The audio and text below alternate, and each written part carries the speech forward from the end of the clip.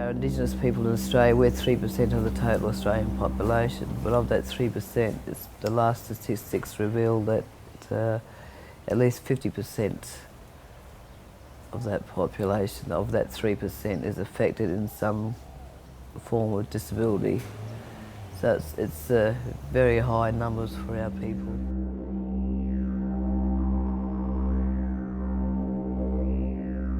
In 1950s, there was a British government and Australian government made agreement to have a bomb testing in Australia. They're not far from here, and I was only a little kid. They were working there testing of bombs, and the first one they let it go was called Totem 1. We heard it here loud and clear and feel the ground shook. We seen radiation full out over our camp. It was moving very quietly and very deadly. After that I went blind on the right eye straight away, and on the left I had some sight left. I went forward to check this place out, and when I was moving forward I tripped a mine and it blew my leg off. If you're the leader of the push, if you go down, if things don't work properly, you will all go down, you will all end up dead. That's what you've got to do. Yeah. You're no good till I'm dead. Yeah. You're no good till I'm dead. But, that's it. It's a fact of life. As I said, life's a death sentence, numerous reprieves, make the best of it. Yeah, I'm the mother of a 2-year-old boy with achondroplasia, which is the most common form of dwarfism. Not knowing anything about it was the scariest part. Nothing can ever prepare you for, the doctor saying there's something wrong with your child. So from that day on, our lives have never been the same. And now it's just joy. He's been born into the best family, and he has, No one looks at him differently. He's treated the same, he gets disciplined the same. It just makes me happy just thinking about him, When the elders in Bankstown were made aware of the basic card coming here, we wanted to know if there was going to be any consultation or if they were enforcing it without people's knowledge. You can't take people's rights away, and this is our rights and our self-worth, our integrity that people are knocking down. You can't be kicking people while they're down. They need to prop them up and listen to us and have that welfare. People do consultations for them to explain exactly what was going on in this area of the basic card, which it is the intervention. Doesn't matter what colour you paint it, it's still an intervention into people's lives. It's not on.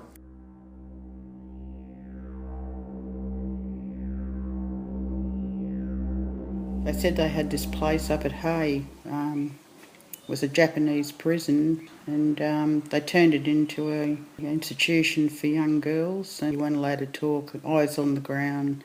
I got raped there, and was only a girl, and I hate the feeling of when you know that when you try to trust somebody fully and you don't know when that's been broken and you don't know if it can ever be put back together again.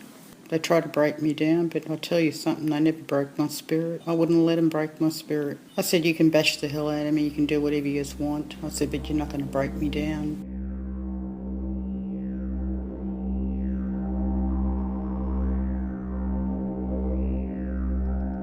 I'm from Maunjum, near Derby, WA, up in the far north, Kimberley. We have a big problem of alcohol in the community, and there's a lot of mental problems. Every suicide that we had, they see the ambulance come around and the policeman, they got a person hanging from the tree, and them kids, 8 or 9 years old, see this and they think it's normal. If I had a magic wand, I would make everything right in our community, educate our kids about their culture, about their health.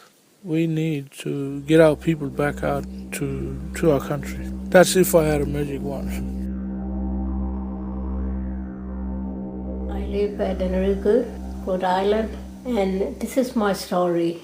Talk about the MJD. From my two sisters and down to my younger brother, they've got this MJD, and I was the luckiest one that didn't have the MJD. But with my brothers, I never sat next to them and didn't never talk to them about this disease.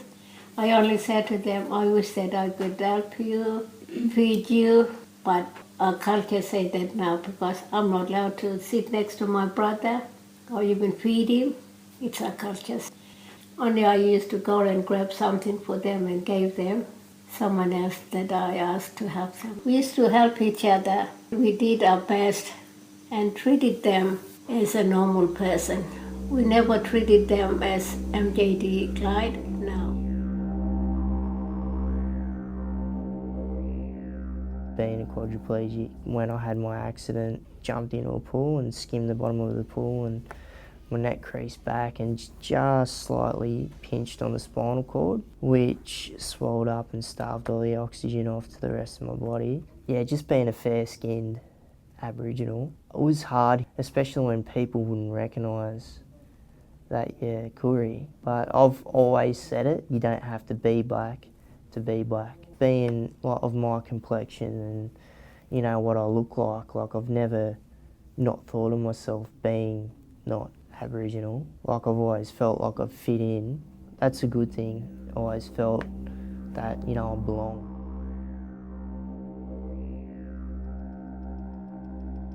Yeah, as I was getting a drink, he just came in and poured petrol over me and lit me up. I was 6 years old when it happened. My feelings towards him are, well, I do forgive him, you know, because what I've been through made me who I am today. Because I'm just Aboriginal myself, we're all the kind of people that, you know, like to stick together and no matter what happens. Didn't accept the fact that I was deaf because I wanted to be like a hearing person, something fitting with their world. I didn't know where I should be fit. Mum never told me about my nationality until I was 14, and I asked her, why didn't you tell me this before? She said, because you're deaf and you wouldn't be able to understand. But then when I met my dad when I was at age 21, he said, Joe, you should be proud. You're an Aboriginal woman and you're deaf, and that's for who you are. It shouldn't change. Even now, my dream, and I have a vision to help young deaf Aboriginal kids to achieve in life. Being an Aboriginal, I think, gives it a great deal of pride and a sense of purpose as well. And so a lot of the work I do is going out into the community and talking with people, whether it be school groups or senior citizens, making those connections in the first place and saying, well, yes, you know, there are a lot of good, strong Aboriginal people around. They've got their head in the right place and they can not only have a good in-depth understanding of the past, but also looking forward into the future as well, to seeing, well, there are brighter tomorrows. And as a collective group, that we can, you know, change the attitude of people to our kids, grandchildren, our nephews and nieces, to give them a better opportunity at life than we had, I suppose. So that's important.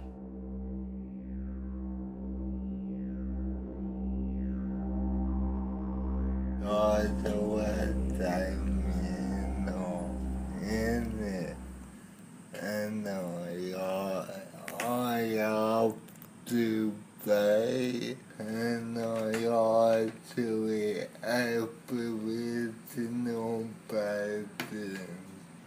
But the moment feel happy, I can enjoy. I am the grandmother of Hudson.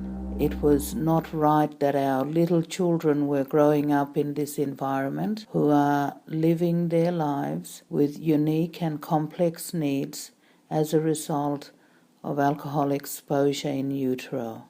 So in 2007, the women got together and made a strong and final decision that we would apply for alcohol restrictions in our community.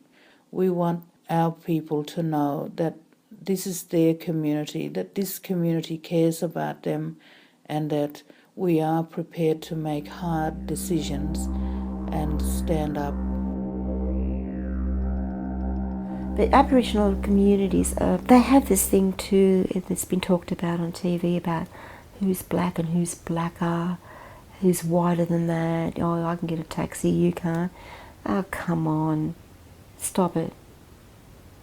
That's just like kids working out.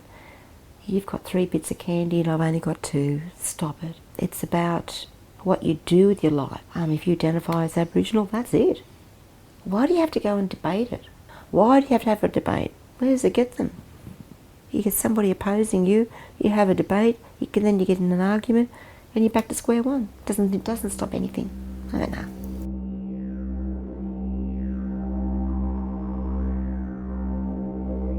How many Paralympics I've been to? I played in 5. My passport was, back in 1960, was an honorary English passport. They could tell you how many sheep, they could tell you how many cattle, but they couldn't tell you how many Aboriginal people were, because we weren't voted. We didn't get our rights till 1967, and that's a fact, yeah. I've been a foster parent for 28 and a bit years, and I'm just taking care of my ex-sister-in-law's 3 daughters. So Penny is cerebral palsy. I looked at every aspect of what I can do for them before I took them. So within my tribe, I am their mother because I'm of the same generation as their mother, and that means the world to me. So just teaching them to be strong black women is my goal in life, to be a successful parent. I've always thought people look at the disability rather than the ability, and I want to totally explore and help Penny with her abilities so she can live a full life and never be looked at as a disabled person. I went into fostering because my dad's elder sister was of the stolen generation and we never could find her. So I promised myself I'd never have another child in the stolen generation.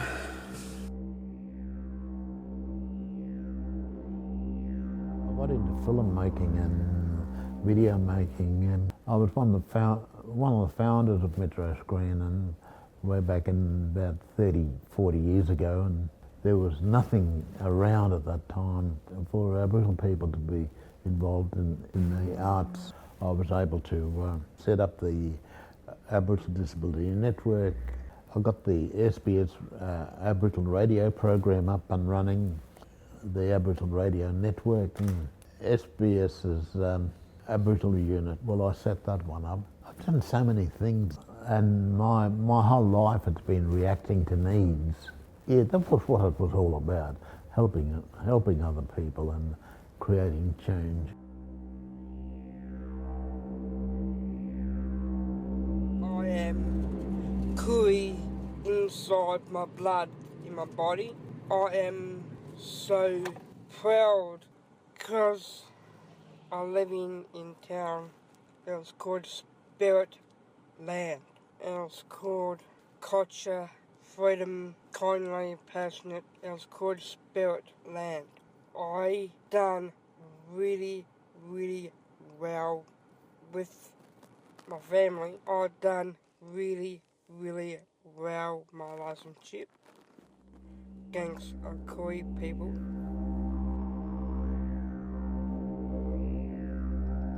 I've got my daughter who was diagnosed with cerebral palsy since birth, and my boy is 13 years old. He just returned back from the boarding school because he was too homesick. He was elected to go to Brisbane Boys College. He said to me, "Mom, don't you leave me here. I gotta go back home." So if there was someone here to look after my girl for me, I would have stayed behind for my son to get a better education and to also understand what it's like outside of here. There's a big world out there. I'm from Jordan. I went to prison the rest of my life. Been there. been done 10 years of my life. It was alleged, and he was charged with the sexual abuse of 2 girls. And because he had an intellectual disability, he was found unfit to plead, and therefore the charges were never ever put before a court or assessed. In the last few years, I got him reassessed by a forensic psychologist, and that forensic psychologist found out, said he was fit to plead. The Department of Public Prosecutions refused to bring the charges again and re-indict him because the girls were saying quite clearly that nothing ever happened. He has not been able to have his day in court. No, I'm not free. I out of prison, but I'm not free yet. Yeah, on year 2000, when I was really sick, I was in the hospital, diabetic and kidney problem. 8 months in the hospital.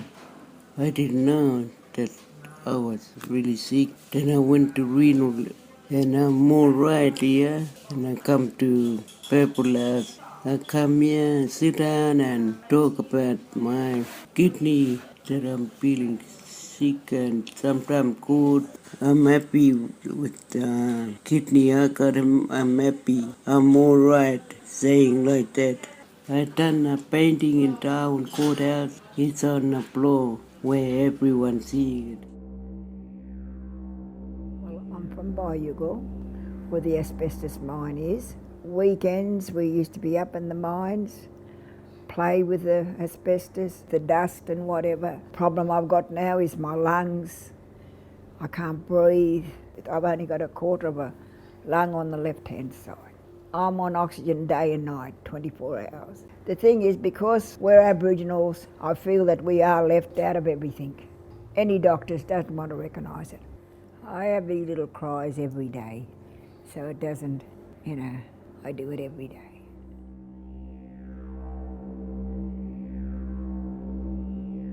My son walked out the front of this property when the police saw him cross the road. Now, one of the eyewitnesses made the comment in the police report that the vehicle, when they spotted young Rex, that they swerved and made a beeline for him to run him over. After they've run him over, from eyewitness accounts, he was left on the road for something like 20 to 30 minutes before any medical aid was given to him. You can't say that the incident has not brought on any forms of disability. He's got a physical one, he's got a psychological and mental disability. Policing like this cannot continually happen. Somewhere there's got to be give and take, and the only give and take right now is our lives, our children, our people whose lives are expendable.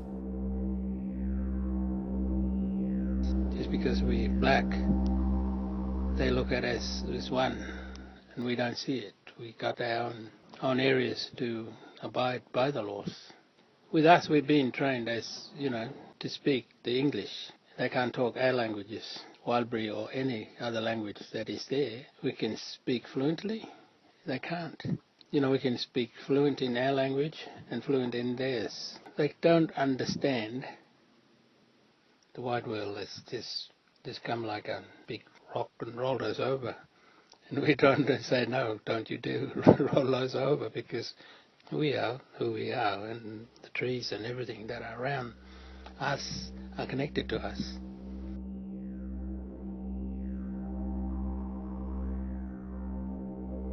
I was raised to think and act white, which has been a hard thing to come up against and change in my life. I am a black man. I'm an Indigenous Australian. I'm an Aboriginal. I'm a native. I think with my head and my heart simultaneously, as we all do. We live and dream the land. Being raised to think and act white and be white, you might think, how did they do that? Well, I used to ask my mother's mother if I was Aboriginal, if I was dark, if I was black. She used to say, no, you've just got a suntan. My mother used to give me the same answer, but I didn't stop searching. Every opportunity I got, I spoke to people who might have even known my dad, and I found out who I was.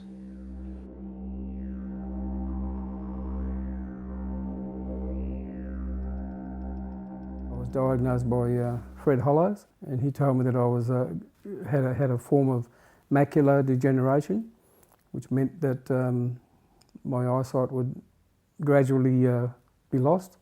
It almost tore the family apart, in fact. I realised I had an obligation and a responsibility to my family. I decided it was up to me. When I say, losing my sight gave me vision, gave me a vision for the future. I saw everything in a different perspective, literally a different perspective. There's a lot of ignorance out there from other people who think because you've got a disability, you haven't got ability. Don't put that dis in front of my ability.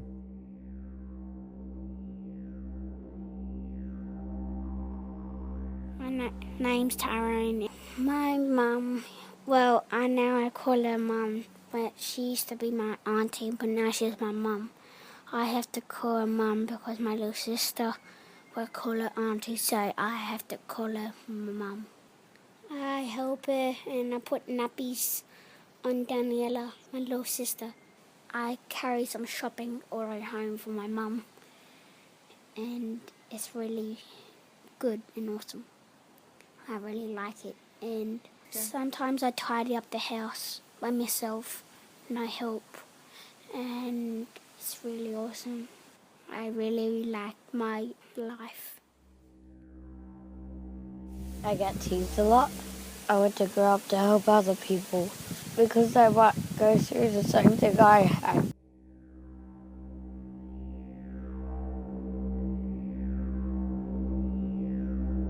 Roseanne is part of the forgotten generation who are born with fetal alcohol-related brain damage. Her behaviours inevitably brought her in contact with the criminal justice system.